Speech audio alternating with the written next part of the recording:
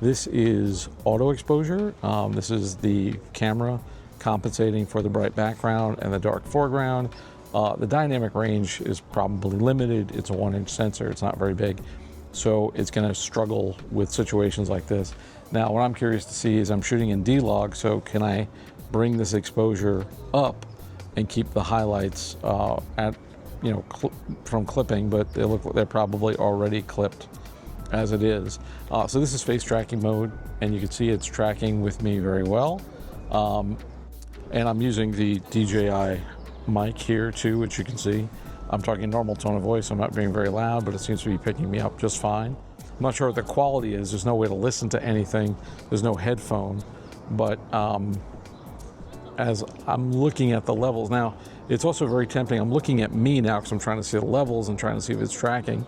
This is what it looks like if I look at the lens. This is what it looks like if I look at my monitor. Now I can switch this over to, and I can do this while I'm recording, which is kind of cool, which is like the smart framing, which allows you to use the joystick to keep the subject in mind. And now, because I put it over on this third, it'll keep me in this third, the subject in this third, and the rest it'll keep clean. If I move, it's going to compensate for it, which I think is great, because otherwise it's just keeping you like dead center of the frame. So I think this is a little bit more interesting. And then if say you're doing something and you're, you know, doing a report or something, you have your graphics over here and things like that, and you can move it. What I think is also cool about this, I can move it to the center. So center framing, that's gonna do that. Now this is not with face tracking, but it's gonna keep me, this is gonna auto track with me and keep me in the center.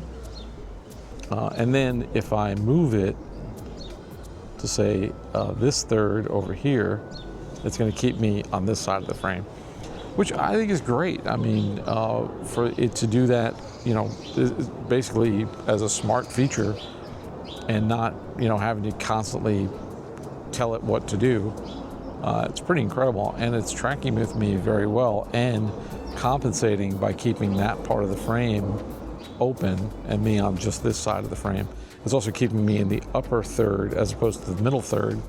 But if I want to keep myself in the middle third, I can just switch that, and then the camera will compensate and keep me in that third. It'll do the same thing if I want to do the lower third, and now it's giving me a lot more headroom. So this is, you know, if you're a big Mr. Robot fan, that's the framing you're going to get doing that. All right, so this is a tracking test, seeing how well this tracks me. It looks like it's doing a pretty good job. I'm not even like facing it, and it's still moving along with me. Narrating while I do this.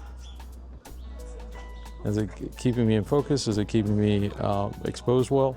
This is a very difficult environment for it to expose in, but this is what I'm getting here.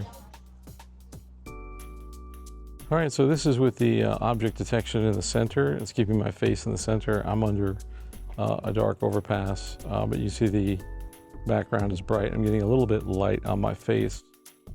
This is the auto exposure, just really struggling to keep both me and the background exposed. If I turn,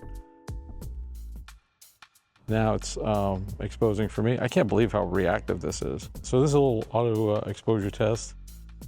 This is with the tracking an object in the center, so it's going to keep my face in the center as best it can.